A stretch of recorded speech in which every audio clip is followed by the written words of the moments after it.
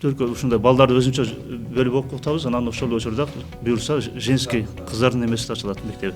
Мектептердеги көйгөй эмне? Көйгөй ата эне менен мектеп ажырап калган. Мисалы үчүн ата эне мектепке келбейт. Биз ар жактарга алак субаш үчүн, бир гана окуу менен алек болуш үчүн телефон уруксат берилбейт.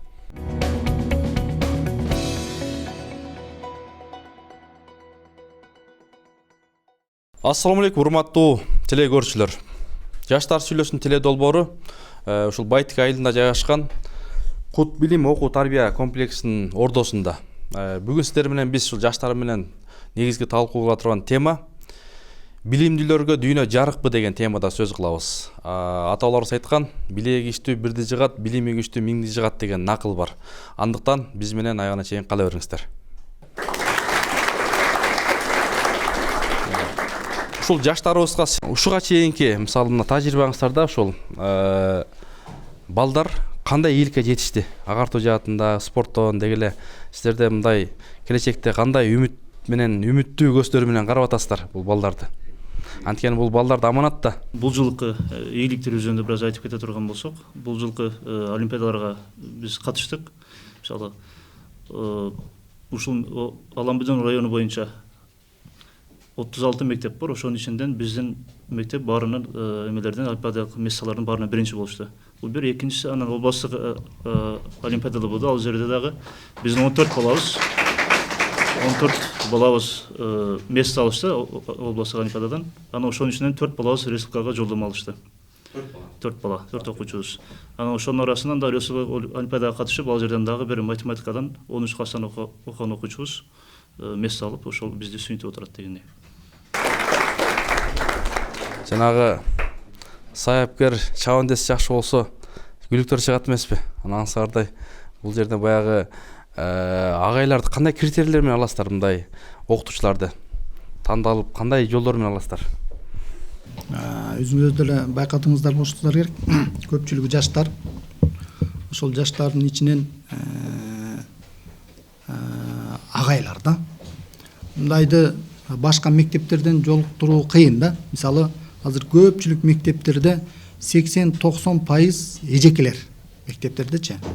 Ал эми биздин мектепте тескерисинче 70-80% агайлар иштейт. Ошонун көпчүлүгү жаштар. Мындайча айтканда 20-дан 30 жашка чейинки курактагы агайлар. Биз бул университеттер менен байланышып конкурстун негизинде агайларды тандап алабыз. Эми агайларыбыз дагы бардыгы ушул 7 чөлкөмдөн келген агайлар.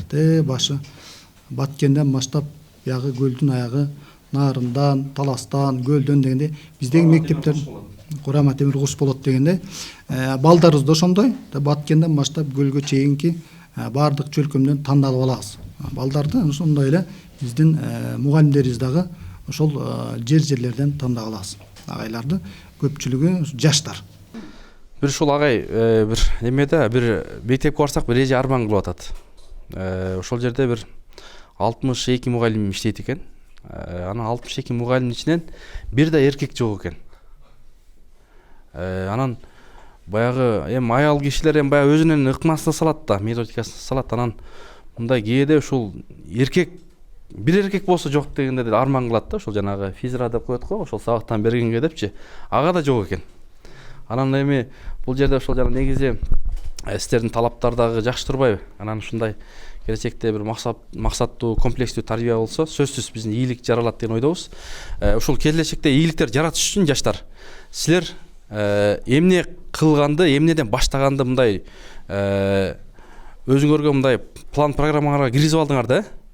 Максатыңарды, бара турган жолду аныктап алдыңар. Анан агайларга, силерге ушул жетилип алып келген ата эне досторуңарга дагы эмне деп айтат элеңер? Анткени силердин досторуңар дагы балким арман кылып жүрсө керек. Менин досум тиякта, мен болсо айылда калдым деген армандар көп. Ошондуктан досторуңа да кандай каалоо тилектерди айтасыңар? Жаштарга, досторуңарга. Келе жигиттер. Анан кыргызда бир сөз бар. Билеги күчтүү бирди жыгат, билими күчтүү миңди жыгат дегенди кандай түшүнөсүңөр? Билеги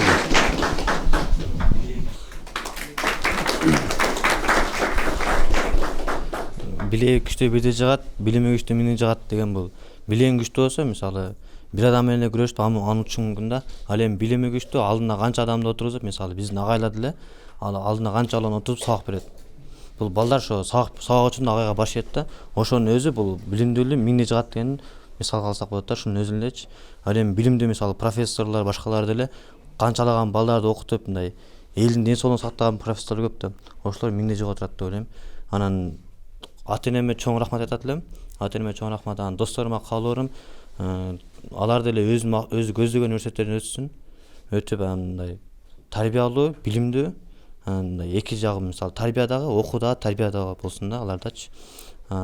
Келечекте жаштарга, мисалы 6-класстарга мындай лицейлер дагы көбөйүп, мындай бар эле Кыргызстандын бардык эле жараны 6-класс жараны ушундай лицейлерде окуса, жаман болбойт деп ойлойм менимче. Мисалы жанагындай мындай маселе бар да, азыр ар бир тармак, кайсыл тармак болбосун, анан спорт жаат деле болобу, эгер спортчуга деле ошол билимдүү болсо, бир 5-6 тилди билсе, сыртка чыкканда мисалы кыйналбай жүргөнүнө жакшы болобу? Ооба.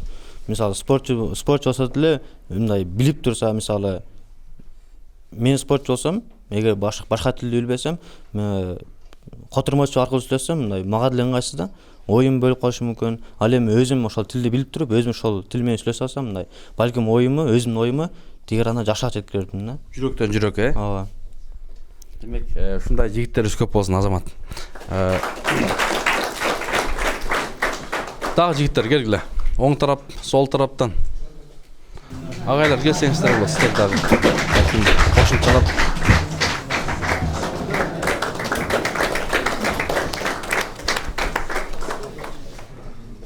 Келиңиз агай. Билими күчтүү боюнча. Билим күчтүү ошол баягы накыл жөнүндө азыр айтып атабыз. Биздин ушул ата бабаларыбыздын макал лакаптары өзүнчө бир китеп, бир өзүнчө бир философия болгон экен. Бир сөз, бирок аркасында өтө чоң бир маанини берип атат. Рахмат, өзүмдү тааныштыра кетейин. Аты жөнүм Нурдин Байтуров. Бул лицейде биология сабагынан 3-4 жылдан бери сабак берип келдимин. Негизи жакшы теманы тандап алган экенсиздер. Билими күчтүү миңди жыгат, билеги күчтүү бирди жыгат, же болбосо билимдүүгө дүйнө жарыкпы дегендей. Чындап эле азыркы учурда жаштарыбыз өзүлөрү деле уже канчалык билим алган сайын уже ойгонуп калдык десек болот. Себеби билим алган сайын адам көп нерсени үйрөнгөн сайын дүйнөнүн жарыктыгын дагы байкай башташты деп ойлойм жигиттерибиз. Анан бул жерде жигиттерибиз өздөрү айтып өтүштү. Бул жакка келгенге чейин, балким бул жакка келгенден кийин дагы ошо билимдер негизинде көптөгөн өзгөрүүлөрдү байкай алышты. Биз дагы алардын ичинен өзүбүз деле байкай алдык. Себеби 7-класста келгенде кандай деңгээлде болсо, уже 9-10го барганда балдардын саны класстын ичинде баягы ударниктердин саны көбөйүп, андан ары отличниктердин санын көбөйгөнүн биз да байкап атабыз. Анан бул жерде окуучулардын башка мектептерден негизги айырмачылыгы ошол келген конокторубуздан, балким башкалардын деле айтуусуна караганда билим менен кошо тарбиянын болушунда болуп атат да. Себеби өздөрү айтып өткөндөй эки нерсе баягы канат сыяктуу эле маанилүү экенин ушундан байкасак болот да. Жакшы, рахмат. Рахмат агай. Сага. Окуучуларыңызга насаат. Анан урматтуу жаштар, дагы силерге ушул суроо. Пайгамбарыбыз ушу билим жөнүндө, илим жөнүндө хадистеринде, сөздөрүндө эмне деп айткан? Пайгамбарыбыз билим алууда кандай ыкмаларды колдонгон экен? Ким айтып берет? Келгиле жигиттер. Же болбосо Аллах Таала Курандан не деген? Биринчи түшкөн сүрөнүн, аяттын аты кандай? Келгиле.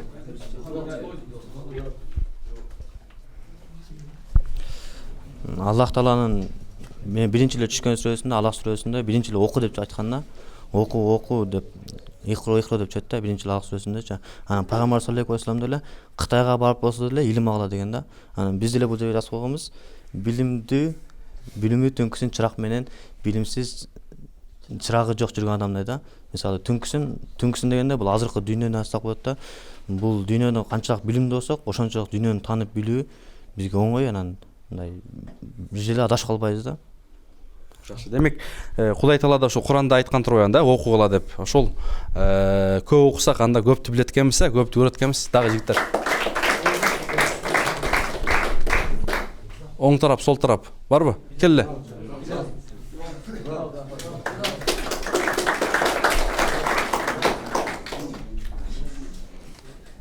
Бирал деген красавчик келатат. Саламатсыздарбы? Салам алейкум. Мен өзүм тааныштырсам, мен Ош областынын Өзгөн районунда жашайм. Ушул жакта төрөлгөм. Атым Самидин уулу Билал. Азыр айткан сурооңуздарга кичине айтып кетейин. Алла Таала пайгамбарыбызга биринчи түшкөн сүрөсүндө баштаарда эле биринчи түшкөн сүрөдө Икро деп башталат да. Икро бул арабчадан кыргызчага которгон окуу деген түшүндүрөт. Ошондо бул бизде дин жактан айтып атат да, окугула депчи. Бул негизи бизге баарыбызга эле белгилүү. Бардык сабактардын биринчи эмелери мусулман кишилер болгондо, дин тааныган. Бул врач, мындай доктор жактан кетсек, ал жактан Ибн Сина, алгебра, математика жагында эле ал Жабир деген араб окумуштуулары мындай мусулман окумуштуулар ачкан да. Ошоктон биз пайгамбарыбыздын жанагындай Алла Тааланын түшүргөн сүрөсүнөн да өзгө чоң сабак алсак болот да. Бунун бир эменин артында чоң маани жатат деген түшүнсөк болот. Келечекте ошол кыргызга кандай салым ошойн деп атасыз? Кайсыл багытта? Мен ушум боюнча ошондо азыр кыргыздарга инженер керек дейт. Мен да инженер болсом дейм. Келечекте имандуу, билимдүү, такыба, Кудайдан корккон азамат. Дагы? Assalamu alaikum. Ошо мен өзүм таанышып кетсем, мен азыр учурда кут билимде окуйм, 9 класста окуучусу. Ошо азыр пайгамбарыбыздын да бир хадиси бар, илим алуу парыз деген. Ошо биздин да милдетибиз ошо илим алып, жана ошо менден мурун да айтып кеткендей, Куранда биринчи түшкөн Икра деп. Бул деле ошо окуу жана Икра бисми роббикаллази халак жана окуу Аллахтын аты менен окуу деген. Дайыма биз ар кандай ишти баштасак, дайыма Аллахтын аты менен башташыбыз керек. Эми Аллажым айтсаң, неге пайгамбарыбыз билим алууну парыз кылды? Билим алууну парыз кылганы бул дүйнөдө мындай билим алыштан башка азыр эч нерсе жок да. Мисалы башка билим албаган адамдар мисалы байлык менен жашап жүрүшөт да. Мисалы колунда жок болсо да билим менен ар кандай дүйнө жарык дегендей, билим аркылуу ар кандай ийгиликтерге жетсе болот. Демек, кайсыл кесип болбосун, кайсыл тармак болбосун билимсиз болбойт демек. Окуш керек. Окуш керек да. Урматтуу телекөрүүчүлөр, урматтуу ата энелер, ошол жаштардан дагы жакшы үлгү алсак болот. Анткени мынакей келечекти көргүн келсе, ошол өлкөнүн, коомдун жаштарын кара дейт. Ушундай билимдүү, илимдүү, ыймандуу жигиттерге биздин өлкө, балким дүйнө жүзү аба суу кандай керек болсо ушундай муктаж азыркы учурда. Анда дагы биздин жаштарды, агайларды күтөлү. Ушул тегерегинде сөздөрдү да жыйынтыктап берсек болот, урматтуу достор. Келгиле. Агайлар да келсеңиздер болот. Тажрыйбаларды бөлүшүп,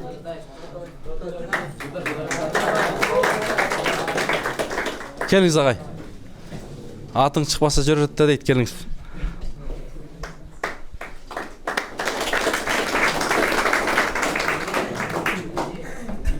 Ассаламу алейкум.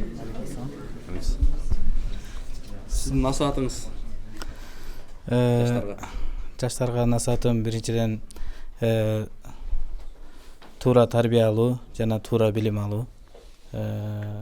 Анан келечекте өзүнүн келечегинде Кыргызстанга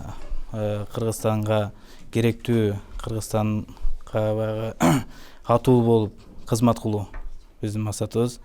Биринчиден ошол эл жерине керектүү, анан ата энесине мээримдүү, деги эле ушул дүйнө жүзүнө пайдасы тийген атуулардан болуп чоңойсун деген тилегибиз бар. Айтканыңыз кабыл болсун. Рахмат. Анан ушул биздин алымдар айтып калат экен, ушул адам ачка болгондо мээси жакшы иштейт депчи. Адам ачка болсо дагы курсак ачка болгондо дагы билим алганда жакшыраак деп айтып калышат экен. Ошол орозодон дагы бир билим алууга, же болбосо бир орозонун да бир мындай тарбиялык жактары, мындай өсүүгө кандай жактарын билесиңер? Орозону кантип пайдаланса болот, урматтуу достор, жаштар, агайлар? Кенжебек агай. Бул орозо жөн эле бул ачка болуу эмес, балким бул орозонун көптөгөн адамдарга пайдалары бар да. Кээ бир адамдар айтып атышпайбы, мен орозодо арыктап алайын, толуп кеттим, семирип кеттим. Жок, бул орозонун пайдасы бул башка нерседе да. Мисалы, адам бир күн ачка болуп жүрүү менен ошол коомдо ар кандай адамдар бар. Мисалы, бүгүнкү күндө деле курсагы тойбой жүргөн бир адамдар бар да. Ошол адамдардын кадырына жетүү, билүү. Адам ошолорду демек, мисалы үчүн бир колунда бар адам ачка болуу эмне экендигин түшүнбөшү мүмкүн да. Бирок ошол орозонун аркасы менен ачка болуу эмне экендигин түшүнөт. Демек, бул башка бир тууганыбызга, мусулман бир тууганыбызга бир кол сунуу, кол созуу, ошого бир жакшылык кылуу деген нерсени ушул орозо түшүндүрөт да. Мунун көп пайдалары бар. Ошол ачка болуп, мисалы үчүн илим изилдеген адам ол көп жакшылыктарга жетет экен. Муну илим далилдеп атат да. Мисалы, адам тамак ашты көп жей берсе, адам ыкшоо болот. Ыкшоо болот дегенде уйкусу келет, чарчайт. Ал эми ачка болгон адам сергек болот да, чындап. Мунун орозонун көп пайдалары бар. Рахмат, айтканыңыз келсин. Жаштар анда жыйынтыктоо барбы? Жыйынтыктоо сөз. Келгиле. Агайлардан, жаштардан бүгүнкү темага жыйынтыктап берели. Кыска 20 секундтан. Келиңиз.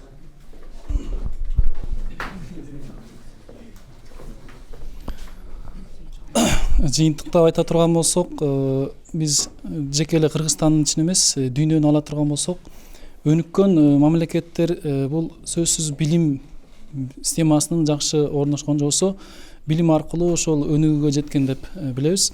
Мындай караганда Японияны карай турган болсок, же болбосо жанагы Финляндиянын өнүгүү тарыхын деле карай турган болсок, бул ошол билимдин негизинде мамлекетин көтөрүп алышкан деп айтсак болот. Ошон үчүн мен жаштарга, деги эле жалпы көрүүчүлөргө айтарым, баарыбыз билимдүү болууга умтулсак, жаштарыбызды билимдүү, жакшы билим тарбия алууга бир аракет кылсак, көмөктөсөк, буюрса келечекте Кыргызстандын келечеги да ошо билимдин аркасында өнүккөн мамлекет болот деп ишенем.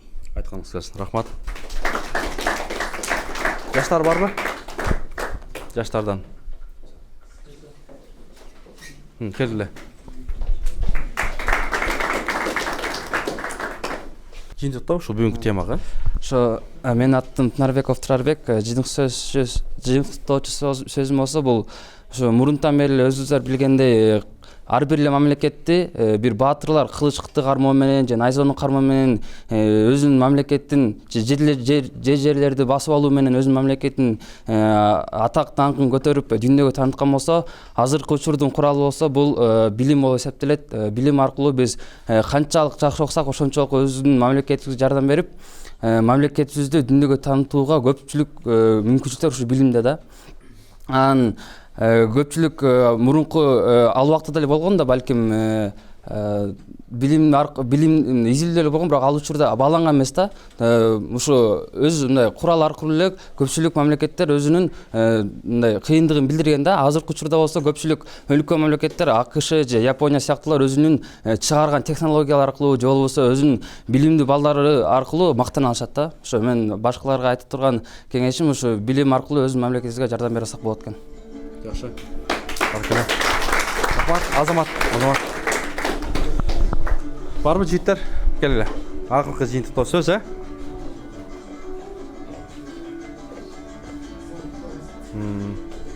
Саламатсыздарбы? Башынан эле айтып келаткандай, жаштар деп келип атабыз да. Биздин улууларыбыз айтат, жаштар оңдойт, жаштар кылат, жаштар чечет депчи. Бирок мен өзүм жекече оюмча айтканда, качан гана биз кылабыз, биз оңдойбуз, биз чечебиз десек, Кыргызстан баарыбыз биргечи. Ошондо гана биз Кыргызстандын ар кандай көйгөйлөрүн чечүүгө колубуздан келет да. Ошо жанагы атың ким? Эмир. Ошол жанагы кээрлер бар да, жана неме дегендер. Эми бардыгыбыз дебейт го азыркы кээ чоңдорчу. Анан ошолорго эмне дейт элең, мындай кээде жаштар дейт да гана сен туура маселени айтып атасың. Бирок кээ бир учурда мындай ошол мындай жаштарды кээ бир адамдар бар, мындай пайдаланып кетип эле анан кийин кызматка келгенде башкача болуп кеткендерге эмне дейт элең? Эми биздин ууларыбызга акыл үйрөтүүгө акыбыз жок негизи. Бирок не демек эле? Сунуш айтасыңар. Сунуш айтсак болот да, акырын пикир айтсак болот. Бирок акыл үйрөтүүгөчү акыбыз жок да. Демек акыл жаштан асыл таштан дейт, кары келсе ашка, жаш келсе ишке деген кыргызда сөз бар. Азамат Темир. Ага, Динто. Тарыхта эме бар, жанагы Винстон Черчиллдин айткан сөзү бар. Көрсөткөн эмесчи. Жанагы айтат го, ошо өзүнүн убагында жанагы Куран-ы Керимди көтөрүп алып дейт, эме кылган дейт да. Биз качан гана ушул мусулмандар дейт не, ушул китептен алыстатсак, биз ошондо гана өнүгөбүз дейт да. Ошондо гана аларды эмне кыла алабыз дейт. Өнүк тура албай калат, алар калып кетет дейт да. Азыр ошол кишинин эмеси мында жасаган иштери боюнча, алардын кылган иштери боюнча дүйнөсүндө карай турган болсок, көз көрө турган болсок, жалпы эле мусулман калктары мында карай турган болсок, мында арттабыз да. Алардын бир план айткан сөзү туура нерсе айтат. Эмне дегенде, Куран-ы Керимде дейт, Аллах ошо Аллах деген жазуудан кийин дейт, эң көп айтылган нерсе окуу деген сөз экен да. Биз эмне ошол мусулмандар ошол нерсени катуу дагы мындай үстүндө туруп, ошол биз болгон күчүбүздү эмне билимге, илимге жумшай турган болсок, китеп окууга, изденүүгө жумшай турган болсок, биз ошондо гана эмне кылабыз, ар дайым астыга чыгабыз, оңолобуз да. Башкы темада ошол болуп аткандан кийин биз качан гана ошо билимге умтулсак, же болбосо мамлекетибиз дагы, ошо башкаруучуларыбыз дагы ушул билимге басым жасай турган болсо, биз билимге жакшы бир өзгөчө бир нерселерди алып келе турган болсо, ошондо гана эмне кылабыз, өзү өнүгөбүз. Билимдүү түнкүсүн чырак менен жүргөн дейт. Билимсиз чырагы жок жүргөн дейт да. Биз качан билимдүү болгондо гана алдыга чыгабыз, өнүгөбүз, өсөбүз. Норматтуу телегөрүүчүлөр, бизге бөлүнгөн убакыттын аягында биз колдон келишинче ушул жаштардын оюн сиздерге, балдардын оюн болгондой айттырып чыгарганга аракет жасадык. Сөзсүз биздин жаштарыбыз ага айткандан так айтты. Андыктан кыргызды, дүйнөнү ошол таныта турган жаштар, ушул жаштар билими менен, ыйманы менен, эң негизгиси жакшы тилек максаты менен атына заты жарашкан, хут билим деп аталган жаштар окуп жаткан окуу жайдан, жаштардын оюнан сиздер жакшы чечимдер чыгарып алат деген ойдобуз. Демек, биз дүйнөгө кызмат кылабыз десек, билимдүү, илимдүү жаштарга аба суу кандай керек болсо, ошондой муктажбыз. Бүгүнкү жаштар эртеңки келечек. Демек, кайсыл коомдун жаштары имандуу, билимдүү, илимдүү болсо, ошол коомдун келечеги кенен болот. Кийинки оодон амандашканча саламатта болуңуздар.